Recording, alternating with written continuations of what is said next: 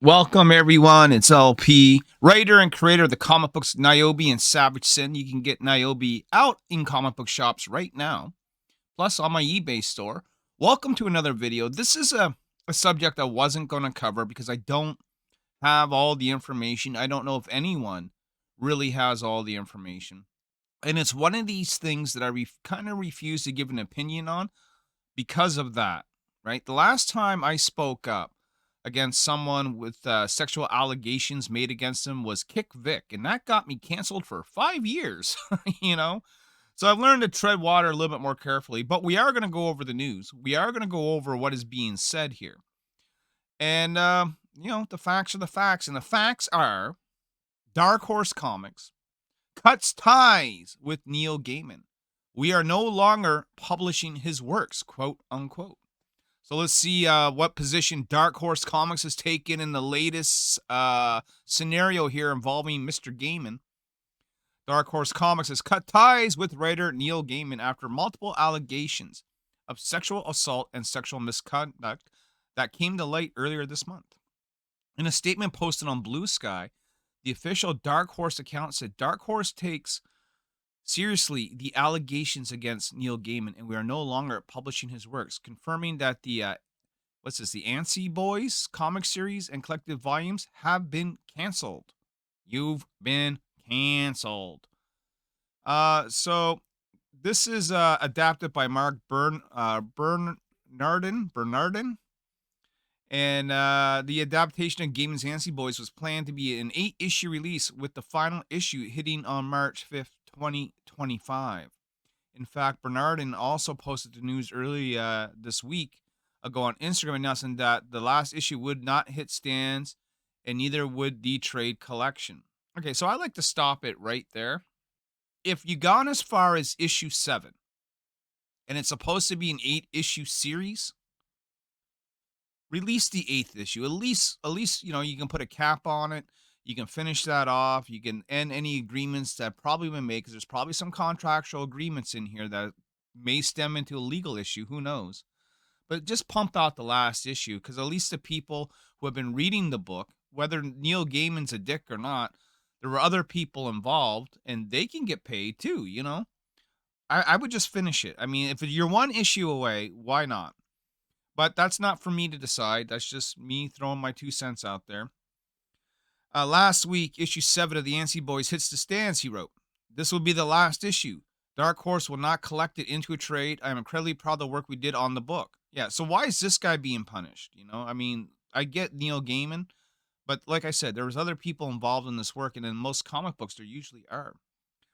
Everyone involved gave their all, but all of that pales. The Anansi Boys about two brothers, twins.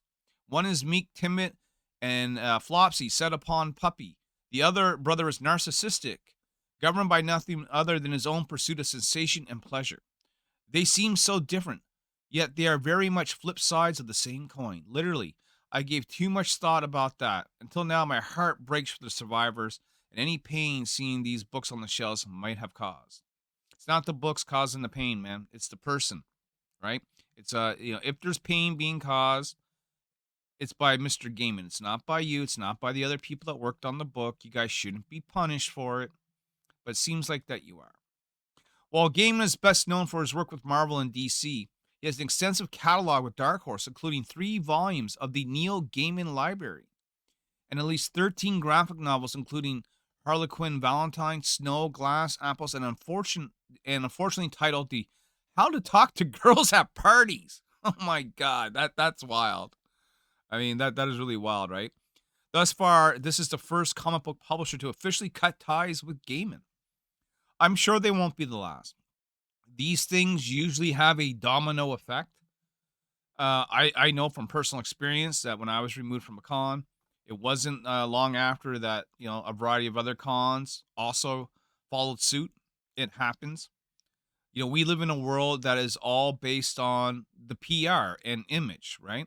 If you are a problem child, if you are giving someone a problem, whether you're guilty or not, right? If you have 20 allegations of sexual misconduct against you, and even half of them are true, or 10% of them are true, that's bad public PR for the company that you're associated with, right?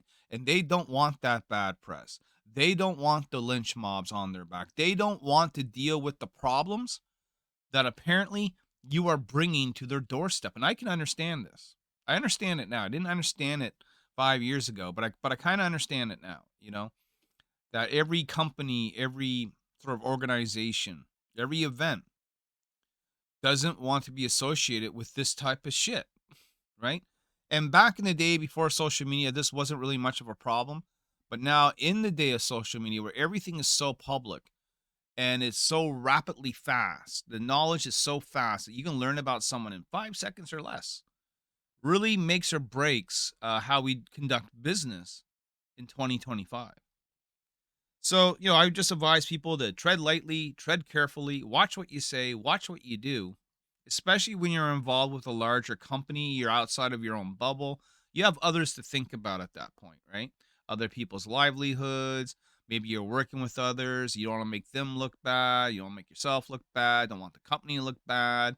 All this sort of stuff must be taken into account when you are playing in someone else's yard, right? I've always said, when you are playing in someone else's yard, you need to play by their rules or they're going to kick you out of the yard, which is what happened to Neil Gaiman. I'm going to do a part 2 on this. I think this deserves a second part. And part 2 is going to be me covering the actual official response from Dark Horse Comics and all the comments made. So you want to catch that video coming out soon. In the meantime, here's a word from our sponsor. Well, if you haven't guessed it, today's sponsor is me. That's right. I am today's sponsor of the video. As always, we want to talk to you about Nyobi. This time, not about the eBay store, but our upcoming Kickstarter. That's right. On February 14th, that is the day we're looking at launching. We plan to launch the 4th part of the Outbreak series, Nyobi Outbreak number 4 of 5. This thing is almost a wrap. Guys, come join us for the journey as old faces and new collide in a world that is bent on supremacy. Genome supremacy, to be in fact. And if you do come over and back our Kickstarter, the one promise I can make to you is we definitely deliver. There would be no 4-year waits for our books, okay, guys? We generally hit our estimated delivery time when we say we're going to hit it. And we always keep people in the loop. You won't be ghosted. You won't be ignored. And you'll get some great books in the process. The testimonials speak the truth. I speak the truth. Nyobi speaks the truth. Come by February 14th for Nyobi Outbreak number 4. And if you do hit our eBay store, that wouldn't hurt either. Peace.